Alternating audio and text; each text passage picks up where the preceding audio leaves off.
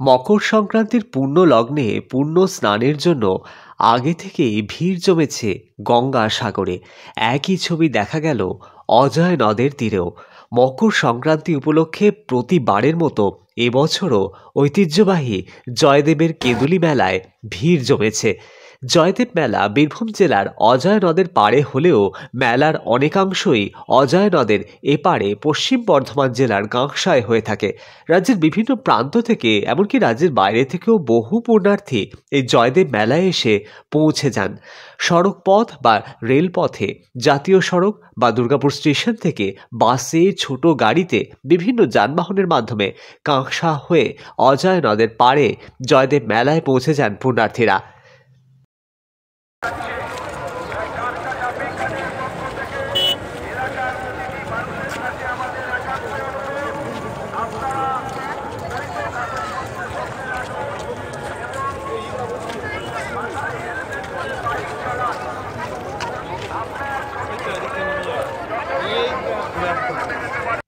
যে সকল পুণ্যার্থী মেলায় আসছেন তাদের যাতে কোনো সমস্যা না হয় তার জন্য কাঁকসা ব্লক, কাঁকসা পুলিশ প্রশাসন ও বিদবিহার গ্রাম পঞ্চায়েতের পক্ষ থেকে সমস্ত রকম ব্যবস্থা করা হয়েছে।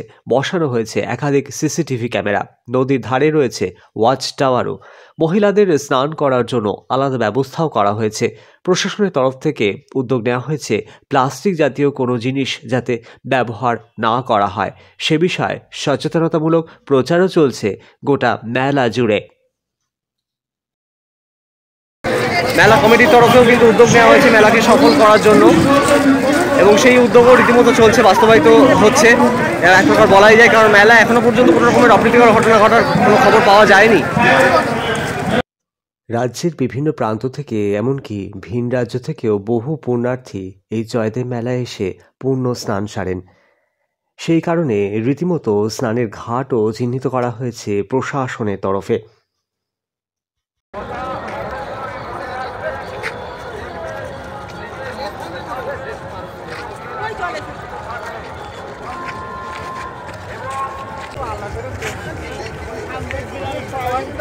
এটা স্নান ঘাটে যাওয়ার পথ।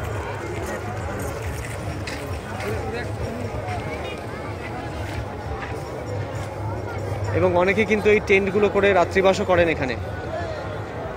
এই টেন্টগুলোতে রাত্রিবাসও করা হয়। এটা পূর্ণভূমি অজয়ের ঘাট, যেরকম আমি আগে দেখিয়েছিলাম আপনাদেরকে, যে এই ঘাটে কিন্তু রীতিমতো স্নান চলবে।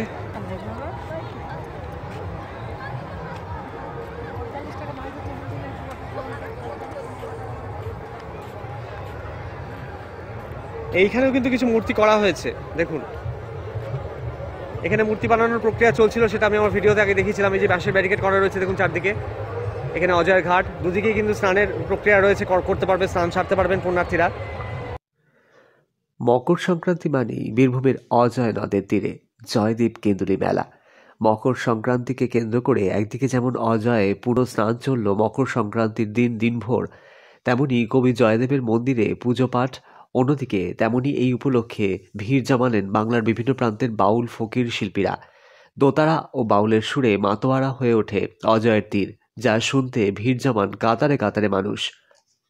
বর্ধমান মেমারি, আচ্ছা, এই জয়দেবের মেলায়। আচ্ছা, আজকে তো বাউলের আখড়া হবে নাকি রীতিমতো? হ্যাঁ, হবে।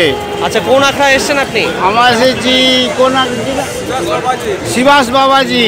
আচ্ছা আচ্ছা আচ্ছা, তো কেমন লাগছে? প্রত্যেক বছর আসেন? হ্যাঁ, 3 বছর আসছি। কোথা থেকে আসছেন বললেন? বর্ধমান মেমারি। আচ্ছা, বর্ধমানের মেমারি থেকে। হ্যাঁ। আপনারা 3 জন এসছেন নাকি? হ্যাঁ, বাঁকুড়া থেকে এসছেন, আপনি বর্ধমান থেকে এসছেন, আর আপনি? ও, আপনার ওনার সাথেই এসছেন। আচ্ছা, তো কেমন, মানে সারাদিনই গান বাজনা চলবে আজকে? হ্যাঁ, হবে, জমজমাটি ব্যাপার হবে। আচ্ছা আচ্ছা, আপনার নাম একটু জানিয়ে দেবেন। হ্যাঁ, আপনার নাম একটু বলে দেবেন দর্শকদের। নামটা হচ্ছে নিরঞ্জন দাস বৈরাগ্য। আচ্ছা, নিরঞ্জন দাস বৈরাগ্য, অনেক অনেক ধন্যবাদ আপনাকে, ভালো থাকবেন।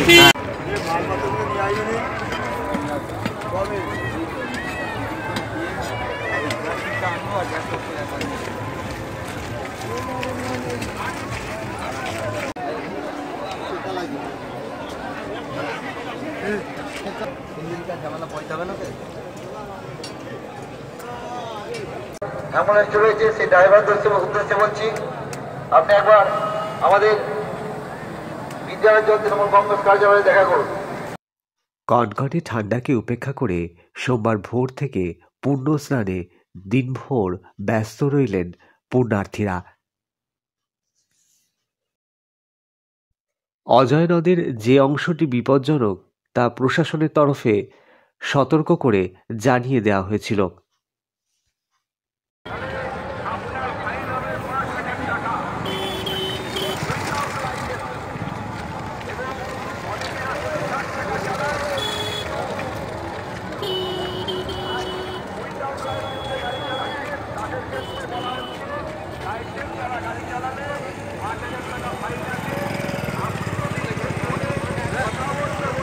মেলায় নানা পসরা নিয়ে হাজির দোকানিরা, চলছে বিকিকিনি।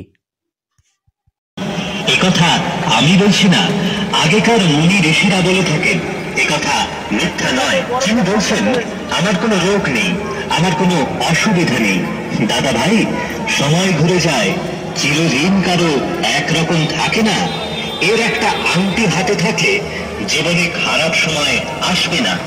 যে পয়সায় গায়ের জামা বা পায়ের জুতো হবে না, একবেলা দুই বন্ধুতে রেস্টুরেন্টে বসলে যে পয়সায় ভালো করে কিছু খাওয়া যাবে না,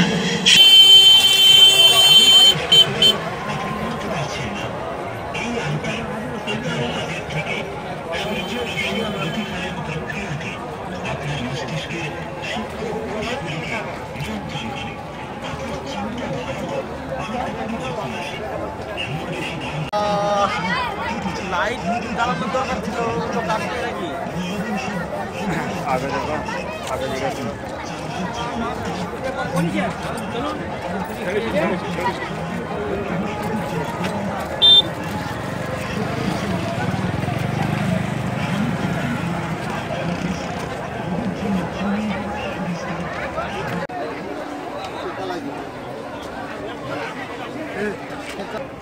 ঝামেলা পয়সা হবে না।